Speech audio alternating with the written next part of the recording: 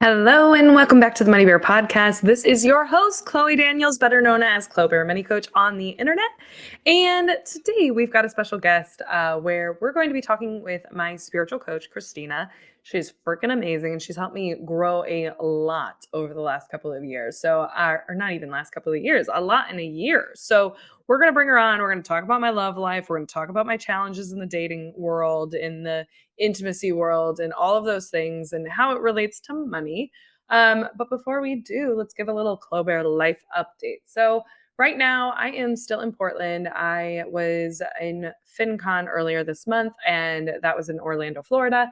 And I am preparing to really end this road trip. So I decided to end the road trip about a month early. So I'll be back in my parents' hometown at the end of October, and I will be kind of hunkering down there until I move to San Diego in January.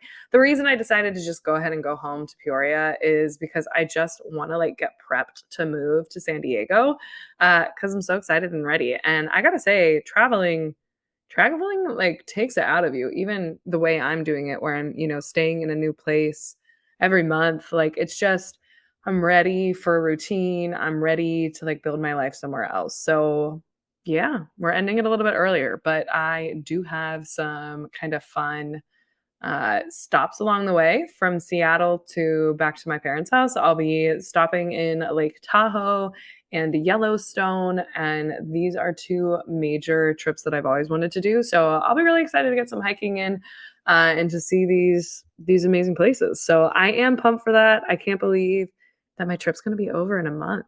What?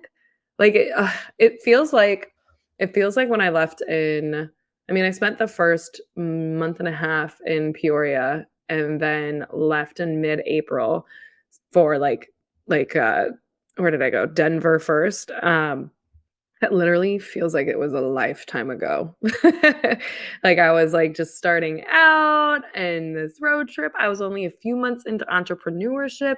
And now by the time I end my road trip, it'll be my 1 year anniversary of Clobear full time, which that's kind of cool. So opening and cheers to a new chapter. I'm stoked about it. But anyway, the money tip that I've got for you guys this week is talking about how much cash should we have in cash. Now, if you're a woman, I'm specifically talking to you because women especially we hold on to cash a little bit more than our male counterparts. And I think it's because of a safety thing. I think it's also because we don't necessarily know how to invest. We're a little scared. We don't know what to do. But I am here to tell you that number one, the only money that you should be keeping in cash needs to be money that has a job. So many of us just keep hoarding our savings, not really sure what we're doing it for, just knowing that we think we're doing the right thing by hoarding all this money into one place, but actually we're generally doing the wrong thing because our money in a savings account is not working very hard for us. So, I want to break down what are the things you actually need to have in cash and what are the things that what should be in your investments. How much do you need in cash? So, my number one thing that you absolutely need to have in cash is an emergency fund. I do not recommend investing it. I do not recommend putting it in I bonds. I do not recommend doing anything other than holding on to cash with your emergency fund. The reason is because your emergency fund needs to be easily accessible at any time in the event of an emergency fund. Or in the event of an emergency. So many people, when I bonds came out with their new interest rates, people were like, "Oh my God, I'm going to go put my emergency fund in I bonds." And personally, I think that's kind of silly because it is immediately locking up your money for at least a year, and ideally, it should be locked up for 5 years. So personally, I think emergency fund should be available in cash. And that's not to say that it shouldn't be in a high yield savings account. A high yield savings account is cash. It is just earning you a little bit more interest than your regular bank account. Now, the only other thing that I would say you need cash for is any short or mid-term savings goals. So, for example, if you're trying to buy a house within the next 3 to 5 years, you're probably going to want most of that money in cash. Some of it in that instance, I could see somebody doing I bonds. I have an entire episode on I bonds on my YouTube channel. So, if you want to get my full opinion on how to use I bonds and what makes the most sense for I bonds, head over to my YouTube channel. It's the same name, Chloe Bear Money Coach, same name as my Instagram. But you can check that out there. But anyway, so your anything that's like a short-term savings goal needs to be in cash. So we're talking like less than 5 years. Once you get over 5 years, we're looking at a little bit more of a long term. It kind of gets in that gray area of midterm savings goals. But we're talking about like if you're saving for a house, if you're saving for a vacation, if you're saving for a new car, those kind of things, those can be in cash. Your down payment absolutely needs to be in cash because even the bank will check to see, what your balance has been over a certain period of time before they even approve you for a mortgage. So those are really the two reasons you would keep cash: an emergency fund or an upcoming expense that you know for sure you're going to need cash for. And when I say upcoming, I mean within the next 5 years, honestly. And generally, if you do have multiple goals that require you to have cash, I recommend using a high yield savings account that has buckets like Ally or Yotta, YOTTA. The reason I recommend this is because that's going to allow you to organize it. And organization is underrated in our finances because organization allows us to like see that that money is spoken for, that that money is not just sitting there not doing work. It's literally waiting for that opportunity. And if you don't see that, like, let's say you had $30,000 in cash, which high class problem, good problem to have. You don't want to just like see $30,000 of cash sitting there because if you do see $30,000 of cash sitting there and you don't have it labeled for different things, you're not going to realize that's not available to me. That's not something that I can be using right now. So I think labeling your bank accounts or using a high yield savings account that allows you to like separate things into buckets like Ally or Yotta, YOTTA, I think is the best way to go about these things. Everything else, everything else, in my opinion, should be invested. It should be working hard for you in the market. So that goes out to all you money hoarders right now. If you're a money hoarder who's listening and you're like, oh, she's talking to me, I know, I know you have all that money in your savings account. Stop it. It's not doing any work for you. And then those of you who are like, oh, it's not even in a savings account, it's in a checking account. I'm gonna shake you because your checking account is one of the least secure places that you could ever have money. If you lost your debit card, somebody could just like run through your checking account in an instant using the credit card feature of a debit card or the credit feature of a debit card, where it just doesn't require you to put in a pin. It just allows you to swipe and treat it like a credit card. That's going to automatically come out of your account. And dealing with a bank to get that money back, I don't even want to know what that process is like. So always, first of all, make sure your savings are in actual savings accounts and don't just keep money just to keep money. Make sure the money has a job so everything else can be working for you. Now, if you're here wondering, you're like, Chloe, cool, but I don't know how to invest that money. I don't know what to do with that money. Well, I have two free resources for you.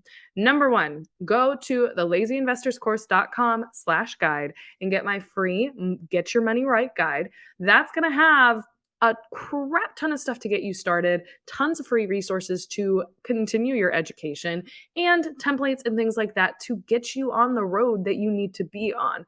The second resource I have for you, once you've done the guide, I recommend going in order because I think it works a little bit better. But once you get that guide, register for my free investing class. I host it once a month. It's like very popular class. I get thousands of people signed up for it every single month, but that's available at the lazyinvestorscourse.com/webinar. Now, these links are in the show notes every single week, but do yourself a favor. And if you're sitting here being like, wow, she's really talking about me, I am a money hoarder, I'm going to need you to go ahead and download that. And I'm going to need you to register for my investing class. Okay. They're both free to you. So get it done, my friend. All right. With all of that and a friendly reminder to rate, review, and subscribe to keep the Money Bear podcast alive, let's get to this week's guest.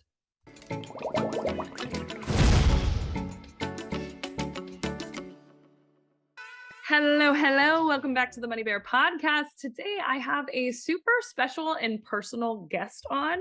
I actually am bringing on my spiritual coach. At least that's what I call her. I'm not sure how Christina refers to herself these days, but we'll let her give you guys an elevator speech. But Christina has been an amazing resource of mine for the last year now. I think we're coming up on our year anniversary, and she's been helping me kind of navigate some personal issues of mine, like, and we'll talk about it in depth in this episode, but it's stuff like believing I'm ever going to find love again, or believing that I'm a lovable person and things along those lines. So, Christina, welcome to the podcast. I'm so happy to have you.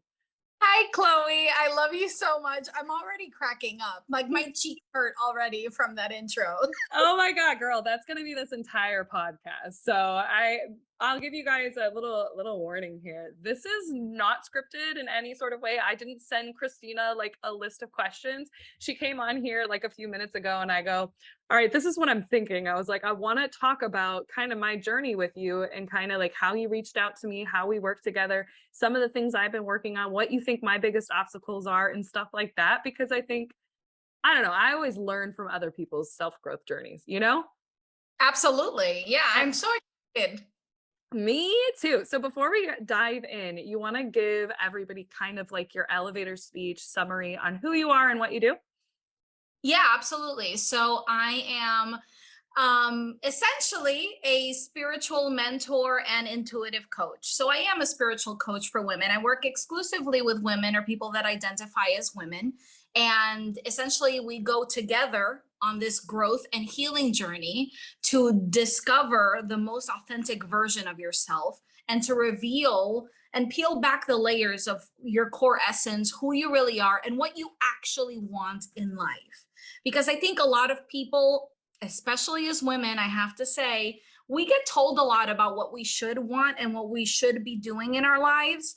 And I think that unfortunately programs us to not stay true to ourselves. So my work with women is exclusively a journey that we go on, a very intimate, personal, sacred container of trust that we build so that you can slowly reveal the most authentic, most electric, most magnetic, and happiest version of you. And for you, that includes finding love. Heck yes. No, it was so funny. Well, first, before I get into that, but so for somebody who's hearing intuitive counselor, spiritual coach for the first time, when you reached out to me, I had absolutely no idea what you were talking about. When you were like, hi, I'm an intuitive counselor, I was like, I don't know what that is. I don't know. Like, I was like, sure. Let me like, being more spiritual is one of the things that like is on my literal to-do list. So for somebody who's hearing that and they're like, what the heck is that? Like, can you kind of explain, and we'll dive more into it, but like, what does like a session look like? What are some of the components of a session? What are some of the things you talk about? Dive a little bit deeper into that.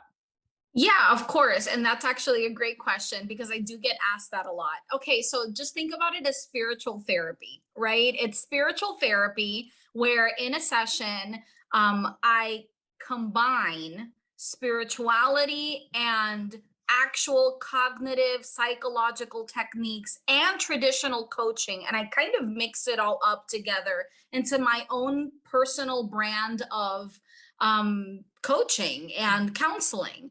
Included in that is an element that most people don't include, and that is the fact that I am an intuitive, and so I do tarot cards in every session. So if you're into that, and if you want to explore your own intuition and get deeper with your own intuition, that's the work that I do, that we do together, and that I kind of essentially open up your guides, energy, universe, whatever it is that you want to call, the energy that kind of connects us all. We bring that in and we incorporate that Mhm. into our sessions. And that's what I have really loved about it. Obviously, I love you as a human being, and like just getting to know you has been a joy. But also, like I've said this before, and I think I said this in the very beginning when we first started working together. I love the component of like the practical and the mystical, where it's like we're not just doing the practical, like behavioral therapy things that you do in any other kind of type of therapy, like scripting. I would say is like very like DBT, CBT, where you're actually building skills, or you're doing meditation, or all of these things that are very traditional in the sense of like working on yourself in a traditional therapy setting. But then you get this like mystical component as well, which I absolutely love. And I remember in our very first reading, you had reached out to me on Instagram about a year ago, and you're like, hey, I'm Christina, I just feel called to you to do a reading. And I was like, who is this chick? I don't know who she is. Like, I don't know what an intuitive counselor is, but like, sure, why not? And I almost canceled a couple of times because I was like, I don't know, she might be like trying to like scam me or something. I don't even know if you know that. No, I did not know that at all. I'm shook right now. Well, and I just, so I don't know what it was that made me be like, yeah, you know what, I'm going to do it, because I think we met at one of the busiest times of my life where I was coaching 60 clients a month, and those, most of those were 2 hour sessions. I was working on my CFP. I was, I think, like still trying to maintain my sanity. And I wasn't doing a very good job of it. And like the last thing on my mind was dating. And when we had that first call, you were like, all right, what do you want to, you kind of explained to me what we were going to do. And you're like, what do you want to talk about? What do you have questions about? And I was like, my love life. I was like, And then I'm thinking about SpongeBob like 1 year later. You know, and then right. you want to talk about my love life. Yes, because I even told you, I go, well, what do people ask about? And you're like, well, there's usually like three big things. They either ask about their love life, their work, like, or money life. And then I can't remember what the third one was. Health. It's either health or like their purpose in life. Gotcha. Yeah. And I was like, girl, I was like, I figured out the money stuff. I figured out the like, well, I honestly, out of those three, I probably only have figured out the money stuff and like some aspect of the personal stuff. But I was like, my love life and my perception of my love life is all sorts of fucked up. So I was like, bring it on, Christina. So It's go so ahead. funny because I'm getting the intro that you said that I made. You're making me sound like the people that copycat me every week that are like, "Hi, beloved, I read your energy and I want to offer you a like, oh my Oh god." my gosh. No, yours was so much more sincere. You sent me this very thoughtful, long message. I actually got one of your scammer accounts messaging me and was like, let me like tell you your aura or something. And I was like, oh, fuck off.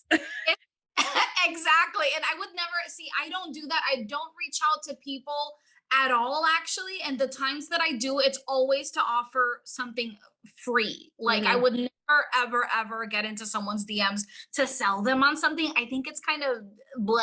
I think it's slimy. Yeah, yeah, no, I will also PSA to everyone who's listening. I will never slide into your DMs if I don't know you personally or if you haven't already slid into my DMs. So I want to kind of take the audience, the listeners through a journey of what my year has been with you. So tell me, what do you like remember being like my biggest struggles from that first session or first kind of getting to know each other?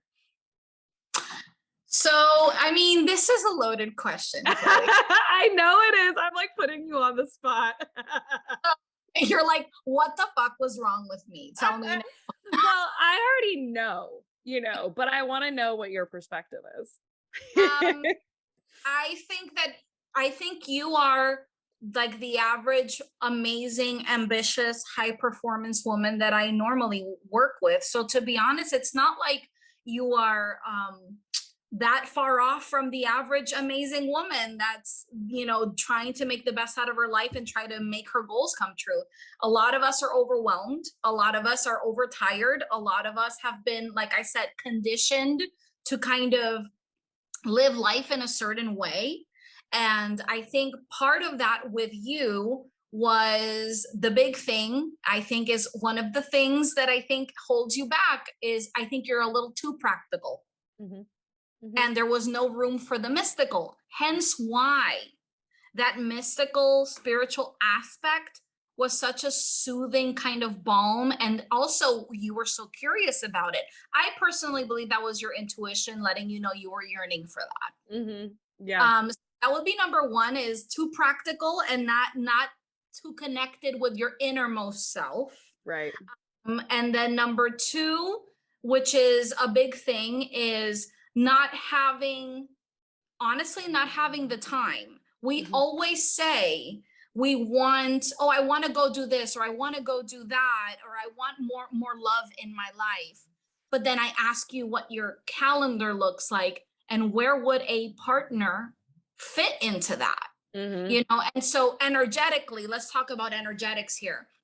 We magnetize opportunities to us, we draw them in. So when we say, I want love, I want a partner, but you are physically not making room for them, how can they ever come? It's like, Mhm. I always describe it like a plate that's full of food, right? If your plate is brimming with food and you say you want, you know, an extra a bread roll that doesn't fit, you have to take something from the plate, remove it to make space. And Mhm. so for me, I think you fell into that category that so many women do. We're so busy, we don't have time or fit or make conscious choices to make room for the things we actually want and crave in our lives. Seriously. Well, and I love that you say that because that actually was what it's one of the things absolutely that, and I want to dive deeper into that because it's something I still struggle with. And like even this week, when I was like, every once in a while, I'll be like, okay, I think I'm ready to date again.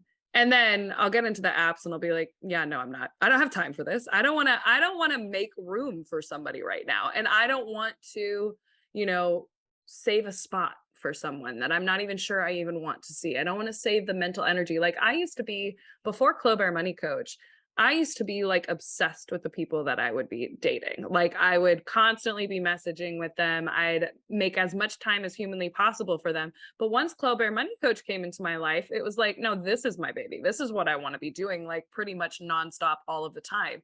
And you and I back in, I want to say it was maybe, oh gosh, it was when I was in Scottsdale this year. I had this moment with you where I just like broke down into tears and I was like, I just don't understand. Like, I had gone through so many horrible dates in Scottsdale. I was like, Christina, it's so hard. I'm doing the thing, I'm making time for it, I'm trying to do it. And I just can't. Like, it's just, it's going terribly. I'm not liking this. I'm not having fun. And you were like, stop, just stop. It's not supposed to be this difficult. And so, Right. the and like learning that and like accepting that sometimes it's not the right time for me has been really helpful for me. And obviously like sometimes I'll dive back in and just be like, yeah, let's try it cuz like I need to get laid eventually. Of course my sister walks in right as I say that, but she already knows this. But like I'm not even willing to do what it takes at this stage in my life right now to even do what it takes to get laid. Like I'm like, nah, I'm not gonna, I don't have time. And like it's almost like having these conversations with you is giving me that permission to be like, it's okay. But in the back of my mind, I know that if I really want a partner, which I really do, I am going to have to eventually make the time. Absolutely. I actually think that's why the move is going to be so good for you. Right. Well, and I'm super excited about that. And as you were talking about the practical things, so rewinding a little bit to give you perspective on my perspective of what I thought my biggest problem was when I met with you was, and this was a year ago, my our very first meeting. I was just completely and totally blown away by how deeply I believed that I was not going to find love again. Like the Mm. kind of love I wanted. I remember even saying to you, Christina, I had this major love in my life. I had this magical thing that I didn't think was possible, this kind of connection that you hear about in storybooks and in movies, and it was all taken away from me. Do you think it's possible that I can ever have that again? And your answer was like, what was it? Fuck Absolutely. fucking lootly. Yes.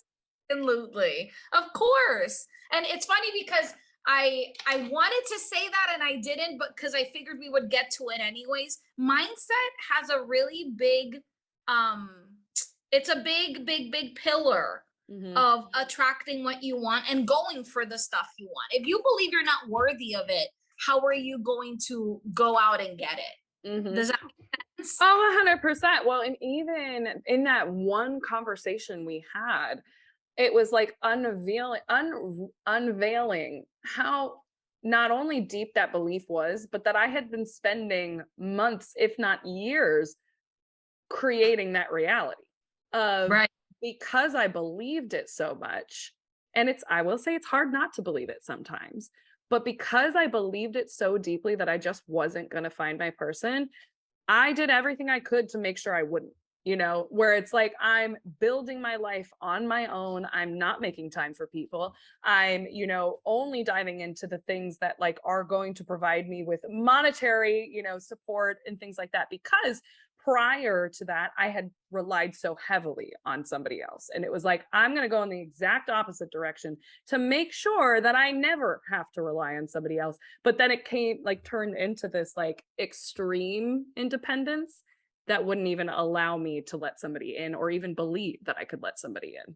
You just nailed it. And this is actually something super common. And actually, one of the things that I was going to comment on towards the end is that I notice with, I want to say 9 out of the 10 women that I work with, it's the all or nothing behavior. Mhm. It's we are very, especially type A women like me, like you, that are very ambitious and we're go-getters and we just want to create the life of our dreams and we're not going to stop until we're there. We have all or nothing tendencies, and those can actually be hinder actual healing and growth and progress, because healing and growth takes time and it's not linear. It's the same thing with finding love. It's the same thing with finding yourself. It's the same thing about getting in touch with a deeper, more authentic part of yourself. And the dating plateaus that you've hit and what has felt like stagnation for you is not really plateauing or stagnation at all. It's wisdom. It's things that you're learning. It's divine timing. It's things that you were not ready for. So that's why you're not experiencing them. It's about being able to call yourself out on those extremes and Mhm. learn how to incorporate more of a balance, and also learning how to incorporate faith and Mhm. hope and trust that it really is going to work out for you. And I think you and I have had to work a lot on you having trust and faith that shit's going to actually work out for you. Literally, I feel like it hasn't even solidified until almost a year in. Like it was like something I had to remind myself over and over again. And that's why like every single session you'd be like, "All right, it's time for reading. What do you want to do a reading on?" And I always be like the exact same thing, Christina. I want to make sure that these cards are saying the exact same thing over and over again. You're like, "Okay, we'll do it again." And you didn't even realize, but pretty much every single time we did a reading, it was the exact same reading over Yes. and over again. And I was like, obviously you have multiple clients. And I remember you talking to like, you being like, "Oh, did we talk about this last year?" And I'm like, "Oh yeah, we talked about I have it in my notes." But it was because I needed to like keep building that faith. And I also just needed that constant reminder of like, Chloe, it is possible. And like you believing it's not possible isn't going to help you in any way. It's going to make you less happy. It's going to make you feel like you have like no hope. It's like when I had that first conversation with you, I felt so light. Like just having that like permission to believe again. I was like on cloud 9 for a week. Oh my God. Don't make me cry. You know, I will say I'm honored to hear that and grateful, and I'm so glad that most of the women, if not all of them, feel the same way. It truly is my passion. It's my purpose. I know I'm living my purpose when I do incredible work with women like you. And it feels great to know that little by little we together can, because I heal and grow even more when Mhm. I show up for you guys. And together we can kind of bring in the new generation of what womanhood actually looks like and what it can look like, and Mhm. kind of unlearn all this I'm unlovable, this deep shame that we always feel because we're not married, or we don't have kids, or we're not living life the way society's telling us to. All of this growing, all of this healing, all of this having faith is all connected, and when one of us heals, it genuinely gives permission to another woman to heal. This is Mhm. a ripple effect. And you, as a person that has a big platform, it is so important for you to be doing the work you're doing, because you are the ripple effect. You are going to impact and give permission to so many other women to do this work. And that, 100%. that's life changing. Yeah, no, that's such a good point. And like I think obviously I surround myself with people who are in similar situations that I am where they're like crushing it in their business, But they're also, some of us are struggling with just that little belief of being like, yes, I can find a partner, and then acting on it, or whatever it is, whatever the personal growth thing is. Like, you and I have not just worked on love. It's also been about like me just being a happier person. And so I want to go back to that statement that you had earlier where you were like, you're a little too practical for your own good. So a couple of ways that has shown up in the last couple of months is, so most of you who are listening to the podcast know I've been a digital nomad since February, traveling around, going to a new country, or not new country, new state, city, living in a different place, and like kind of like picking up and moving as I go to figure out where I want to move to. And when I got to Scottsdale, it was one of the roughest periods on this road trip because I had a ton of things on my plate. I was up for a potential book deal. I was starting a new column with Time magazine. I was doing a bunch of interviews for some, publications, while also just running the business and creating content. And I was sick. Like, it was all of these things. And then my call with Christina came up, and I was just like, she was like, "How are you?" And I was like, crying. Yeah. Literally. And I was just like, I was in this moment where I was like, because all these amazing things are happening to me, and it's everything I've ever wanted, and I'm so like stoked, practically speaking. Like, logically I know I'm supposed to be excited, but all I feel is like exhausted and scared that it's all going to get taken away from me. And like, I don't feel like I can be happy. Like, what is wrong with me? And I just remember I think the sentence that made me just completely break down and was like, I don't want to feel this way forever. Like, I'm so tired of always feeling like that, like happiness is just like a little bit beyond my reach, no matter what I do or what I accomplish. And what I remember is that was kind of our first conversation about me and practicalness. And everyone knows I'm a money coach. I'm very practical. I'm not the most frugal person, but I am practical with my money. And I don't always like to, blow money on things. And I try to invest as much money as possible. And in that conversation, we've just kind of discussed how, you not spending more money is actually holding you back from happiness. And it's holding you back from really fully experiencing this journey. 100%. Absolutely. And I know it was a big aha moment for you. And I'm so happy you had that, because I genuinely think I think that was a turning point for you. Mm-hmm. It I think was. it really was, because I think that was, and this is also why, by the way, as humans, we have ups and downs, is because those downs are huge learning moments, right? Mm-hmm. And I think that low point for you was able to honestly break you open to Mm-hmm. a new possibility that things can actually be different for you if you invested more in your joy, invested Yes. happiness. And how are you going to sustain a happy, beautiful, healthy, thriving relationship when you can't even make yourself happy? Right. Or you can't even like indulge in yourself. I'm That, always I mean, the first, yeah, I'm always the first to say like the whole idea of like you can't love somebody until you love yourself is kind of like a little bit bullshit. I do think there's some truth to it, because it's like blaming the victims, or I like, think it's half and half. I don't yeah. actually fully agree with that phrase either, because I think I do actually think it's bullshit. But I think there's part truth, part lie. Right. It's more like taking ownership of your life, going and doing the things that make yourself happy, I think is the point. It's not that you have to be all in love with yourself to be able to love somebody, but you have to No, accept yourself. And like, I think that's more the key.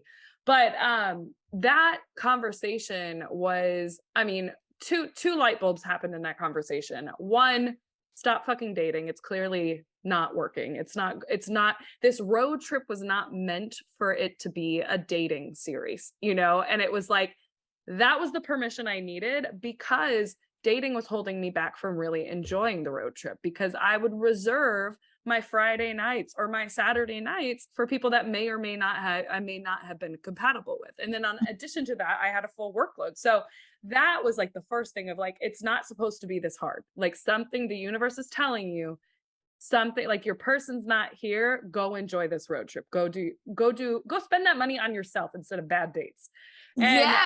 and that was the first. And then the second was like, you told me, you're like, you need to increase your budget for this trip and start buying experiences. You're like, I don't care if you go do mushrooms and dance naked in the desert. I want you to like experience this. And I was like, yeah, what am I was like, what am I doing? I'm like, I'm like making more money than I ever dreamed possible. And I'm being fucking stingy with it because I'm so afraid of everything disappearing.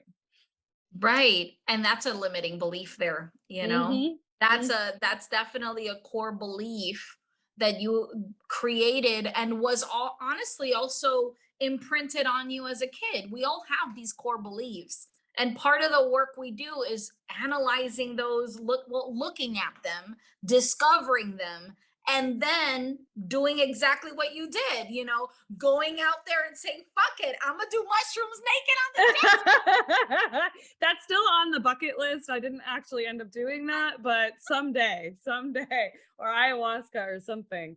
But it was, I think that's such a key thing in just even in general when you're getting your finances together. So many people spend so long, especially like in the Dave Ramsey community, of restrict, restrict, restrict, so that you can reach this goal. And then you get to the goal and you're like, now what? I don't know how to spend this money without losing everything. And I'm terrified. And so what I loved about that conversation is not only that it helped me recognize those things, but it gave me permission. And it's so silly, but like even at 31 years old, sometimes I still feel like I need permission to do things. And like, couch. oh my God, that changed the rest of my trip. It made me stop worrying about money pretty much at all. And guess what? Things are fine. Things are great. The best time, right? Yes, and I'm having such a better time, like I started booking all these Airbnbs experiences and going to like farms and kayaking and like just adventures that I really wanted to do and really wanted to enjoy. And what that made me realize going through and doing that and making myself happy, I think we talked about this last time, is like I think I'm at a whole new level of where I'm at energetically because I'm happier. Like I'm enjoying my life. I'm satisfied. And like when I think about when I am ready to date again, I want to be at that energetic level. And You like nailed it. and I'm not going to get there unless I start living my life for me rather than what I think the practical thing is to do. You absolutely nailed it. And that's actually the basic, the law of energetics is you can't expect to attract what you yourself are not emanating. Mhm. You have to feel happy and fulfilled in your own life before you welcome in other things. Or if you're not, you're going to attract that same level of energy. Like for Absolutely.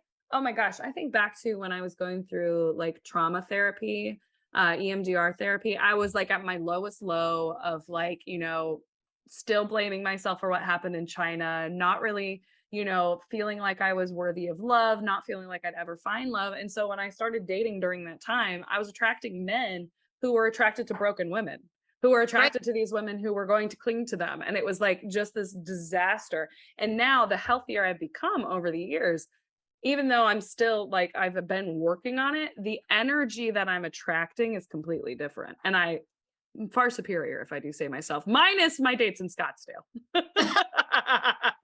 No, I completely agree. I think also something that I've seen in your growth is I think your intuition has grown. I actually think you're not afraid to listen to yourself. And I think you're questioning your inner self less. Yes, 100%. And that is like, that's something I have spent so much time trying to figure out. And even when I was in therapy and didn't feel like I could trust myself, like prior to working with you, it was something I'd constantly be like, how do I develop this trust? How do I start to like trust my own decisions? And it started with making the best decision for myself and like looking out for myself. And now that I've had years of practice of doing that and through the work with you, I'm like, nobody's worked as hard on themselves as I have worked on myself. I'm not going to trust anybody else except for myself. When we live life through that, through the, I'm not even going to question this intuitive nudge at this point because I trust myself so fully and so deeply. Girl, you made it to the promised land. I love it. Well, and I will say there are still times where I'm like, all right, Christina, is this me being lazy or is this me being like, is this listening to my intuition? Like, and I can't think of an example, but like, oh, actually I can. Remember that awful, awful, awful date I went on in Chicago where Oh, I do you remember? Okay. I want to give everybody some background. I want to say it was December. Christina and I had like a session, and you were like, Chloe, it's time. Get out there, start dating. You're not going to find your person yet. This road trip wasn't like an announced yet. And like, I knew I was leaving, but you were like, one of the things you said was like, what does it hurt grabbing a burrito with somebody? Like, yeah, just go grab a freaking burrito, just, to get out there and start dating and like, basically hone that intuitive skill where you recognize. And my first date after being coached by you, and it was only a couple months in, I showed up and knew immediately this wasn't my person. Immediately. And you had given me some coaching to be like, just do it. Like, what, he sounds like he's like along the same energetic lines. Like, he was a businessman. He was like running properties on the side, an investor, all that stuff. And it was like, all on paper, it looked good. So I was like, right. screw it, let's do it. He, of course, picks a super expensive place in River North, and we're hanging out there. I show up. The second I show up, I'm like, yeah, this isn't going to happen. But you know what? That alone, not thinking, I never once thought, maybe I should give him a chance, which is something that before working with you and before understanding deeply what I wanted, I would have never been able to recognize that. But I knew it immediately and I didn't question it. I still went on the date. The date ended up being awful. Like, this man, oh my gosh, this man, first of all, awkward as fuck, very, very just dry, and no real like personality outside of just like I guess dry as a personality type. But Was wasn't he like a machista? Also, like all about like kids and like how women that's, are. yeah. So at the end of the date, he thought it had been going well. So he asked me, or I asked him, what are you looking for in a relationship? And he was like, one of the first things he said is, I want somebody who wants kids. I was like, there's my out. Yeah, no, that's not for me. That's not what I want. And he, after like spending 15 minutes about how much he wants a family, he then goes, what are you looking for? And I go, oh, I don't want to have kids. I'm trying to build an empire and I don't have time for kids. And that's not something that I'm looking for. His face dropped. Like, you would have thought I like ran over his cat or something. And Right. then he starts like aggressively questioning me about all pretenses of being on a nice date are out the window. And at one point he goes, excuse me, I apologize. I just need to be crass. Why the fuck would I be with one woman for the rest of my life? Or no, why the fuck would I fuck one woman for the rest of my life if she wasn't going to have my kids? And Oh my God. I was like, ooh, I was like, all right, well, it took forever. The waiter like had like completely abandoned us. So I had to wait for like 20 minutes and like continue this conversation for 20 minutes. So I just tried to like be like, let's break that down a little bit. But it was terrible. But when I came back from it, what I told you, I was like, even though it was awful and it was something that like was not a good time, I learned from it that number one, I can trust my gut the second I meet a person. Number two, I was so clear that like prior, maybe a year prior or even 6 months prior, I would have maybe given him a chance and been like, oh, maybe, there's all these other things that we should be compatible on. But in reality, when I'm sitting across from this person and having this conversation, we weren't. And I couldn't ignore that even a slight bit. Oh my God. I still remember that like it was yesterday. And I remember feeling so shocked when you told me like all the things that he said. It just feels like your dating stories are movies. Like they're not real life. And for a married woman like me that hasn't seen the streets in 7 years, this shit is like popcorn and a movie. It is. And well, and like I said, like originally I was like, I was like pissed off. I was like, I can't believe I just spent $200 on a shitty date in River North. And it was like winter and I had to like get ready and it was cold, but it was still a win because I walked away from that feeling even more confident in my ability to recognize what I want and what I don't want. And that was like a game changer for me. Absolutely. It's actually one of the biggest, I think, with my work and what we work on together is understanding that everything actually happens for you, not Mhm. to you. And even the shit that doesn't work out is actually you learning something new, experiencing something new, and absorbing that experience for one reason or another. Whether you find out what the reason is now or later, I feel like you eventually, if you dig deep enough, I feel like you end up finding out why that ended up happening. It always, and 100%. usually it's because it offers us clarity on what we actually want and who we really are and what we're really looking for. So I felt 100%. I felt so terrible though. Oh my god. It was hilarious. It was like I remember you sent me a meme about like it was like somebody who was like pissed off sitting in a ball pit, and it was like when or like when the universe is testing you or something and you're supposed to just like go with the flow. Remember that meme? I remember it. Oh my god. Yes. I have an elephant brain. I don't You're jogging my memory on all sorts of things. My Good, good. Well, and it's been such a enlightening journey for me is like learning all of this stuff and going through and just being like, wow, there's a lot of stuff that I do have to work on and have worked on in the last year. So, that's just one example, but I want to talk about some of the like the actual strategies that you use in your sessions because here I am explaining to people like at that point I knew exactly what I wanted and that was what was so cool about that date. But I did work to figure out exactly what I wanted. And it was the gosh. work with you that we did through scripting, through visualization, through those things. So, like, if you were giving someone who was in my shoes a year ago 3 tips on how to get really clear on what you want, either in your love life, in your personal life, and whatever, what would be like your 3 tips for like actionable steps that they could start doing? For to reach their goals? Yeah, for or to get clear on what it is they even want. Because for me, when you and I met, I didn't even know, like, couldn't fully describe until I thought about it what I actually wanted in my person. Right. I think you have talked about it a lot in this conversation.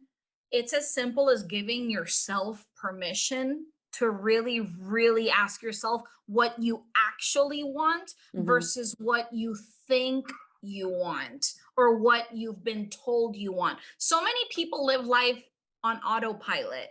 And I think that through genuinely sitting down and journaling and writing down exactly what it is that we're looking for in life and then taking steps towards that, that trial and error process of writing it what you want down, going out and experiencing that and taking action steps towards that, that's going to give clarity. For Mhm. example, I always say this when, and I deal with a lot of, I love working with women that are attracting love in their life. And I always say, write down your ideal partner, write down a manifestation letter with your ideal partner and everything that they have, including and especially how they make you feel and how you show up as a woman in that relationship. My partner makes me feel X, Y, and Z. I am so grateful because we have this and that in our relationship. He's this, he's that. And just get really really really clear. And then the second thing, to be honest, is go out there and take action steps. Inspired action is one of the top things for manifestation. And if we're getting obviously spiritual about it, here's the part that a lot of people don't, I guess, understand or misunderstand about spirituality. um it works if you give. You can't just sit there and wait for everything to come to you. The universe is going to meet you halfway. It's called co-creation. So you have to get out there and take those steps, and as you take those steps, you get clearer. You get clearer on what you want. You go back and you kind of refine everything. So if I had tips, it would be to get clear on what you want. It would be to write a manifestation letter of what your ideal life actually looks like, without with permission to dream, because so many of us have not don't allow ourselves to really dream of what we actually want. Do you think you could have lived the life you're living right now? If I hadn't dreamt of it, Right. no, because it's like you have to I even remember the point where I was like yeah, I need to figure out exactly what I want so I can pursue it. And like if I didn't do that, where I like was literally picturing, okay, what do I want to do and how do I want to do it? I would have new business owners especially, we get so distracted by all the different things that are available out there and all these different ways to like make more money. But I knew exactly the path I wanted to go on, or at least the one that I wanted to emulate. So I looked at, what are these paths that other people who are doing what I want to be doing? What did they do? And then I attempted to go in a similar direction. So had I not known where I wanted to go, though, there was no way I would have taken Clobear Money Coach seriously, but or even believed that I could. I had this moment where I just had to decide that it's worth believing so that I can just try. Like even with like money, when I started in October 2018 with like my money, I was so bad with money that I was like, there's no way I'll ever be able to do this financial independence, retire early thing. But I had this moment where I was like, dumber people than you have done it before. And why not just try? Why not just try? And like, just having that, like, what you want, but like taking just that scary step and just trying is huge. It's massive. Yeah. Yes, absolutely. And so that what I would say would be the first tip is the trial and error part of getting clear and then going out and do it and come back with more information to kind of hone in and get even clearer on that vision. That trial and error of get clear, go take action. Get clearer and then go take action. Get more clear and then go take action. That's actually going to be huge. And long term, you have to make sure that that growth and that process is sustainable too. So that's my second tip is honestly be gentle with yourself. I think as women, especially men too, we're really hard on ourselves. We're fucking mean to ourselves. And that actually I think makes growth and change and pursuing our dreams, it makes us burn out on it. That meanness, that not giving ourselves time to rest, not allowing for the ups and downs that naturally happen, not only in human emotion but just in life. I'm Mhm. assuming that you thought when you were going to find love that, and a lot of people think this way too, that it's like once I start, he'll be here in a month, maybe he'll be here in two Oh months yeah. Oh yeah, I'm always like, excuse me. This happened for some people in college. Why am I 31 years old still dating? What happened here? What did I do wrong? And it's funny hearing you talk about like how hard we are on ourselves. We have definitely had that conversation before of talking about like how hard I am and how I don't allow this particular conversation sticks out in my head when I was in San Diego and I just arrived and I was like, Christina, I am in love with San Diego. I am so happy here. I am literally thriving. Mhm. But I was like, but it's so impractical for me to move here. It's so stupid. I'm going to like cut my income in half, like, and expenses are going to be more. It's just stupid. And I was like, I know I want to move here, but I can't allow myself to do it. And at one point you go, and I don't know if this falls under being hard on yourself, but I think it does because it was like you asked me, Chloe, even if moving to San Diego cost you $1 million in the long term, wouldn't your happiness and mental health be worth it? And I was like, I know I'm supposed to say yeah, but like, is it? And it was just like this huge wake up moment of like, if one of my friends said that their happiness wasn't worth that or that it wasn't worth $1 million, I'd be like, girl, yeah, it is. Like, absolutely. But I couldn't give myself that same grace because for some reason there's this like belief in my head that it's like, that doesn't apply to you. Your job is to build an empire and make as much money and help as many people as possible, but it's not happiness. That's not your responsibility.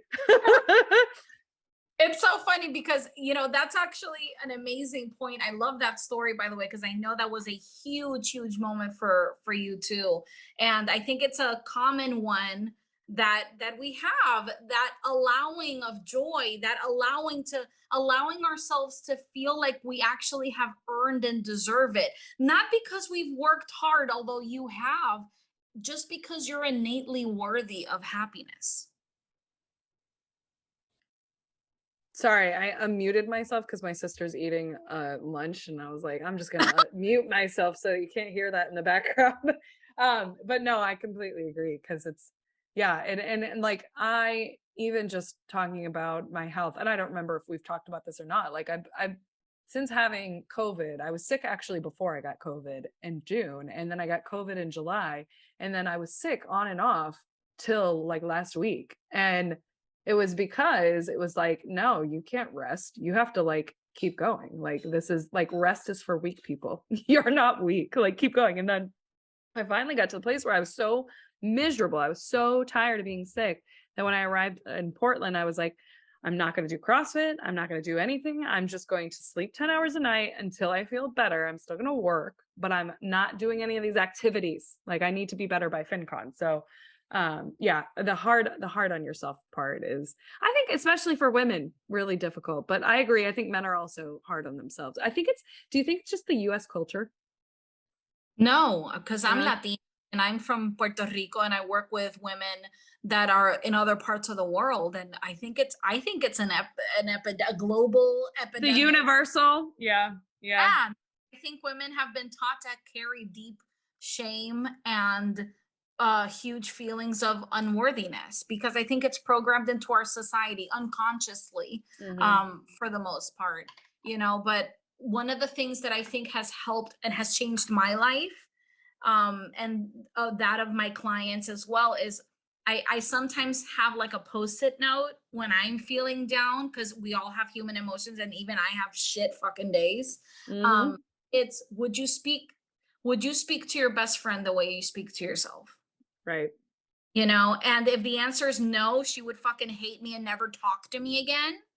You know, if I told her, 100. you Oh know, my God, 100%. Well, you and I had that conversation. Oh my God, we've just had so many conversations about things that have like really clicked for me that like they'll be like a slow burn. Like I'll hear it from you once and then months later it'll like finally like really click for me. There's some stuff that clicks automatically, but I remember one conversation when I was still in Chicago, you go, I don't think you talk very nice to yourself. You're like, I think your internal world isn't like particularly friendly to yourself. And I was like, no, Christina. I was like, I'm totally like, I think I'm the shit. Like sometimes I think I'm like way hotter than I actually am, and like all these things. And you're like, I don't know, I'm not really buying it. You're like, all right, well, my challenge to you this, next month is to accept a compliment from somebody. Like accept it and like, really vibe with it. And what I recognized in that month time frame was my actual internal world to myself. And I remember I went out and visited my sister in Portland, and on the way to the gym with her one morning, she goes, "Oh, do you want to do an in-body scan?" And which is like where you hold on to these things and it'll measure your like fat to muscle ratio and it'll tell you how much you weigh, all that stuff, which I freaking hate already. But right. my first reaction was to respond with, "Oh, it's just gonna tell me I'm a fat piece of lard." And I started typing that out, and I sent her a message in all caps. I go, "Oh my God." I go, "The message I was just about to send you was it would just tell me I'm a fat piece of lard." I was like, "I cannot believe I have no issue saying these things to myself. No wonder I don't like how I look 90% of the time. No wonder I feel like shit." Like, if that's my internal world and it's so deeply ingrained and we're so used to it, we don't even recognize it. Like, for me, I was just like, it was the fastest, like, that was like an automatic response. And it was like, oh, holy shit, this is what they're talking about. This is what you guys need. Yeah, and that actually leads me to another tip, which is a super practical one. Let's get into the science of it, right? Because we mix energy and science. Neuroplasticity. Mhm. Neuroplasticity is about creating new neural pathways in the brain, which means we have the capacity to reprogram ourselves. So, after years and years and years of telling us that we're ugly, fat, and stupid, a lot of people are like, I have no idea how to change that because it's just ingrained in me. And the way you do that is through gentle, consistent actions of you catching yourself in the pattern and interrupting that pattern and replacing it with the thought that you actually want to have with yourself. And then also ingesting information that is positive about yourself, about the world, about all of that. And honestly, it is kind of like a mini brainwash. But then again, we're already negatively brainwashed. So why not positively brainwash ourselves? Yes, I'm so glad you brought that up because I immediately think of like, I once had a boyfriend who was toxic to say the least. But I remember I was working on some of that negative self talk way back then, back in 2017. And I had read Jen Sincero's You're a Badass. Oh, And a that book.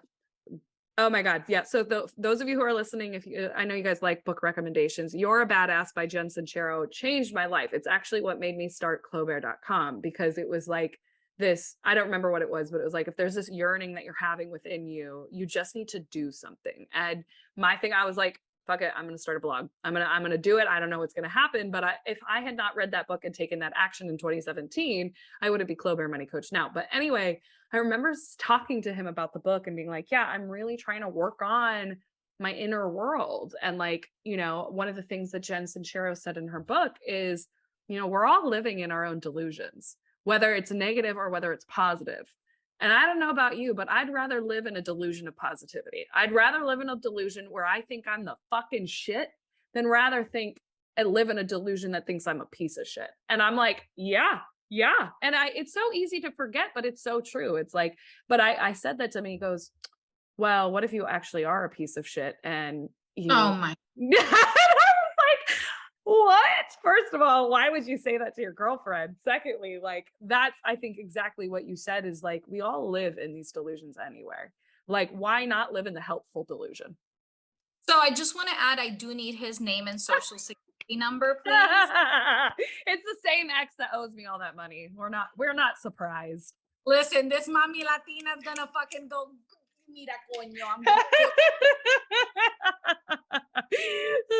So I couldn't agree more though. I love those tips. And I think that's a really good highlight of just how practical the stuff that I've learned with you is and how applicable it is in so many ways. But we're coming up on time. So before we end, I do want you to share, where can people find you at? Like, where are all the places? Promote yourself. I'm actually mostly in one social media platform. I have Facebook, but I hang out on Instagram. So if you want to chat, if you want to talk, if you want to, know what I'm all about, I'm on Instagram. My handle's Christina Gaudreau, Godreau, and no H on the Christina. I'm sure that you'll have the Yep. notes Yep. and all. Yeah, because my name can be a little complicated, but yeah, I'm on Instagram, and then I have my website, ChristinaGaudreau.com, and that is a great way to find out much deeper what I'm about, what I do, my bio, backstory on me, and also a way for you to book a reading. Actually, my pricing is going up soon, and I would love to give them a code for you. So Yeah. let's create a code so that they can get a discount We'll on. make it Clobear. Pretty easy for them to remember. So if you guys use code Clobear, you'll get a discount by the time this comes out. Yeah, let's do a 20% off. Yeah, absolutely. Well, Yeah. thank you. You're so welcome. Yeah, so they can go into the website, enter Clobear, all caps, all together, into the checkout, into the what's it called? To buy the thingy. Miss fucking tech here. You know me and technology. To buy the thing. Click the code and you buy the thingy. Awesome. Well, thank you for doing that. And then I do have one final question that I ask everybody who comes onto the show. What is your very first money memory? Oh, this is gonna be so fucking sad. Oh, no. I remember being 7 years old and going into 7-Eleven with my dad and really, really, really, really wanting a candy bar. And I remember holding it and grabbing it and then putting it back, having like the strength to put it back because I knew that he would say that we didn't have money for it. I know. Aw. What was the candy bar? Do you remember what it was? It was a I think it was a Crunch. Well, I'm gonna just send you a bunch of Crunch bars. Why did you make me end this shit? Content. Okay, here. We're gonna flip the energy. What is your first happy money memory. Can you think of a happy money memory of like getting your first money? What'd you spend it on? Yes, I remember that. I think it was my last year of high school, and I worked all summer at one of my dad's friends' companies as like, just a little errand runner and like secretary and stuff like. Mhm. And I saved up all of my money. I mean, this should fucking show you my spending habits lifelong. And I blew it on a fucking Coach bag, and it was the best shit ever. Oh my God, I love it. Do you still have that Coach bag? No, but I had it for a really, really long time because it was back in the day when Coach is still really, really good, but I don't know if you remember old Coach, and that shit lasted Yeah. forever.